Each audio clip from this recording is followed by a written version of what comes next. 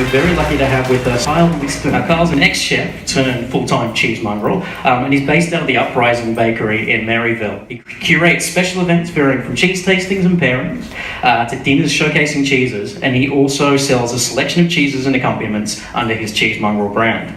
His stated mission, according to his website, and I love this, I think it's fantastic, is to prove life's about cheese. I wholeheartedly agree with you, Kyle. So without any further ado, please join me in welcoming Kyle, and let's get to know him a bit better. Thank you. Can everyone hear Kyle? Good stuff, okay. So Kyle, you started out as a chef, and you were working in fine dining establishments in Sydney and Melbourne. What was that world like for you? So basically I actually started here in Newcastle down at Lake Macquarie Yacht Club when I was 19. I was actually a little bit late compared to most. And then after about 6 months I just went, well, Sydney's an hour and a half down the road and the food's far better, so I might as well go there. So as a sort of an education decision, I suppose, that I did that. Dived straight into 80+ hour weeks, plus an hour and a half journey to and from work every day, because I actually ended up living in Waterfall, right at the bottom end of Sydney. Sounds like a lot of fun. It was cheaper. I was living with my cousin, so it was quite nice, and there's only 5 streets completely surrounded by national park, so it's really quite lovely. But yeah, so it became very long days. Obviously on a first year apprentice, wage wasn't fantastic, but yeah, loved it. And so you were enjoying the food industry at that stage? Absolutely. The rush of service and the continual learning every day, learning something new, trying to learn from other people's mistakes so you didn't make them as well. Yeah, pretty much. That's always fun. What drew you to food? What was the thing that drew you into that in the first place? Honestly, it was the adrenaline. Yeah. I didn't grow up in a foodie family at all. I grew up on chops and overcooked peas and choco, which is the one thing I still don't understand. So yeah, I certainly didn't grow up around food. And then I did some work experience in school and got addicted and worked through the last part of school in kitchens as well. So okay. Yeah. But at some point, this obsession with food it filters itself down a little bit, doesn't it? It becomes an obsession with cheese. Well, I think as soon as you start completely immersing yourself in something, which when you're an apprentice you are, because you have no other choice, you do fall in love for it, and then I suppose if you've got any kind of an instinct towards bettering, then you're always trying to improve or learn more or all that sort of stuff. So by doing that, then I go into new restaurants and try and keep learning. And I had a little bit of an affinity with pastry, and so whenever the pastry chef was on holidays, I'd look after the pastry. So that meant the cheese plates and things like that. And then it really got cemented when I worked at a restaurant called Restaurant Aris, which was next door to the City Theatre Company when I was there. It later moved to Kent Street, but they had possibly the only actual cheese trolley in Australia. We had 18 different cheeses with a huge array of accompaniments and breads and all house-made pickles and all sorts of things, and that was my responsibility, was to maintain that, talk to suppliers, see what was good, what was seasonal, what was coming in, what was new, and go from there. So I think that's where it really got cemented, I suppose. So I love cheese too, but what is it about the cheese that just became the overriding thing for you? Well, as scientists have actually come out and stated that cheese releases the same drugs in your system as red wine, chocolate and sex. Oh, there we go.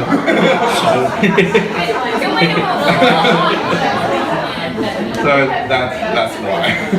Fair enough. Can't argue with that at all. And so it sounds like the natural next step then to leave the kitchen and become a full-time cheesemonger? Yeah, absolutely. And it wasn't necessarily more and more growing love of cheese. It actually started from slowly reducing my passion of cooking for unnamed people behind the past that I couldn't see. It sort of it loses the luster of the term hospitality when you actually don't know who you're serving. And you know, I like to cook for family and friends, and I had less chance to do that, and just a chance to just put food on a plate. So I needed to make a decision as to what I was going to do, and I contemplated a lot of different options. I have other pastimes as well, so I thought maybe I could be a mechanic or a panel beater, but I don't want to do another apprenticeship. So then it came down to, yeah, I suppose cheese was the next thing to sort of dive into, and it's, yeah. So it sounds like you definitely picked the right one.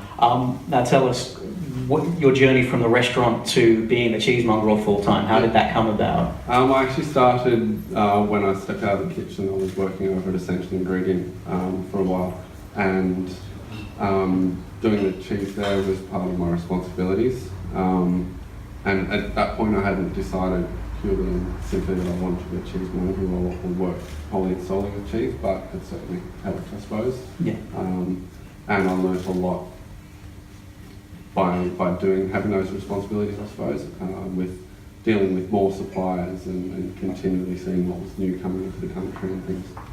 Okay. And so was going out on your own a big step for you, or is it just the next thing? It was a big push from behind. I actually, from there, I'd lined up a job in Sydney at Fourth Village Providore, which is probably the highest turnover cheese room in Australia, other than maybe there's a shop in Adelaide Markets.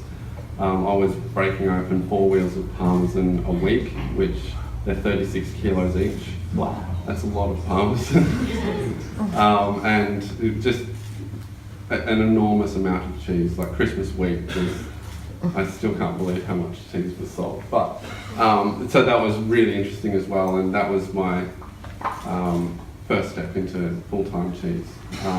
And then in the interim, I'd actually met my current partner, who's here. And so I got a big push in the back to do something for myself and come back home. So yeah. Good stuff. And you're lucky that your partner's also in food as well, is that correct? Yeah. Cheese and bread goes quite well together. So Definitely. So yeah, it works out quite well in that regards. And I suppose it complements each other in professional and private life as well. I should ask very quickly at this point, who in the audience has seen Kyle's website and who's seen his branding? His branding's absolutely fantastic, and if you've had a look at it, just the logo design is absolutely beautiful, and the use of text. Now I'm intrigued to find out where the identity of the cheese mongrel actually came from. I was actually trying to think of a name, and there's lots of really boring names in cheese. Like they either tried to grasp a hold of the tradition of cheese, or try and be overly funky, I suppose, or trendy. And I was coming up with all sorts of, and I do love a pun, so that helps. But I came up with cheese mongrel one night. I was lying in bed, and I sat on it for 2 weeks. I didn't tell anybody. And then I was lying in bed one night, and I leaned over to my partner and said, "What do you think about cheese mongrel?" She goes, "Oh, that's good." But oh, thank God for that.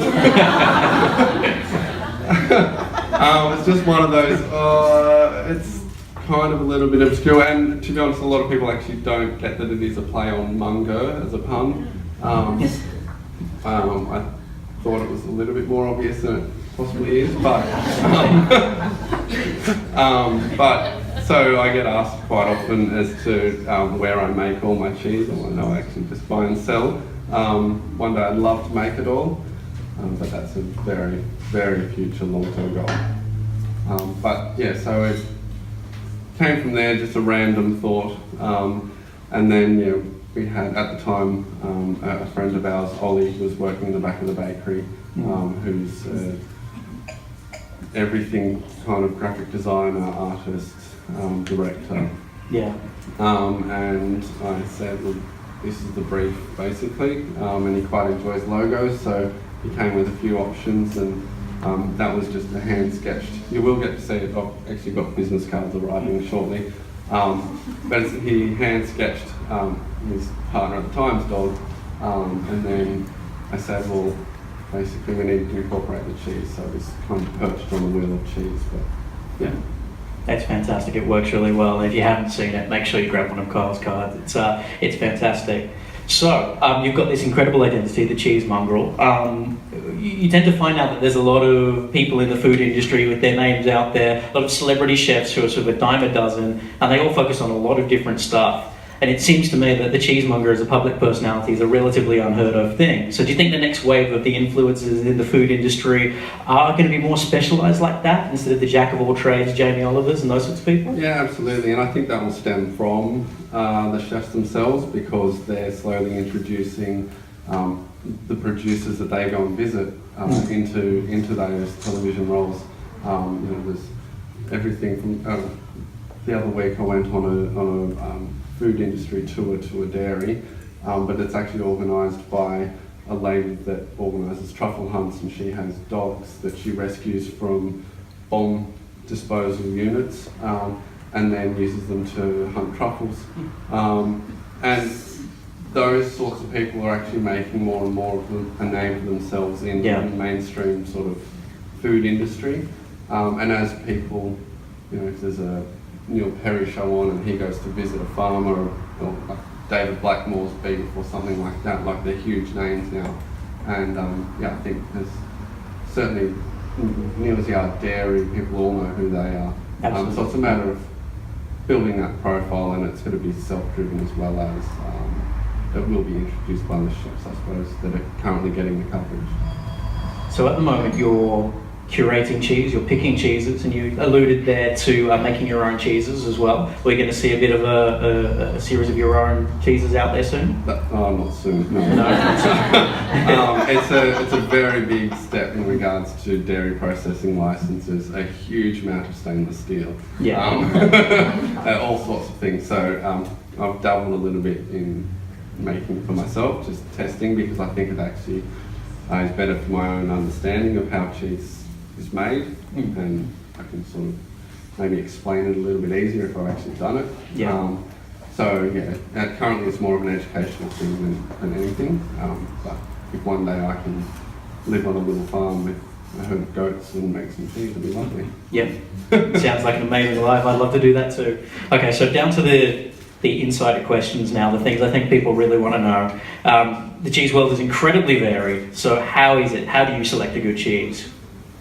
Well, I suppose currently education of myself and my own taste buds is a massive importance for me at the moment.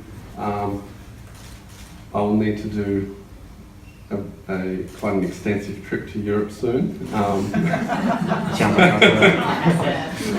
Because currently it's very difficult in Australia in regards to what cheeses we can and can't get. And that's not just the whole raw versus pasteurised thing. It comes down to economies of scale. If a company here wants to import a particular cheese and make it viable, then they need to bring in a lot of it. And to bring in a lot of it, then they need to buy it from somebody that can make a lot of it. So we won't ever get real proper farmhouse, small production cheeses that are independently marketed. There's a lot of co-ops that we can get things through, but you'll never know where that particular cheese, what farm it actually came from. You know the region and all that sort of thing, but it's very difficult for an importer to go and work with a farmer in another country. So we do get, they're not industrialised cheeses, but they're certainly commercialised cheeses here. And there's certainly better qualities and worse qualities, but the next step for me is to start working particularly with Australian small producers when I get back from this extensive trip. And they're getting so much better. Essentially the specialty cheese industry in Australia is about 35 years old. It really started, or kick-started with Heidi Farm, which are now, they sold out to Lion Nathan, and it's still a good cheese, but it's a highly industrialised cheese now. So it's that gradual progression, and now you've got to catch up with where they're at now and what they're just making in their back shed. Of the sort of lesser known cheeses out there, I guess, in this region there, what have been your favourite discoveries?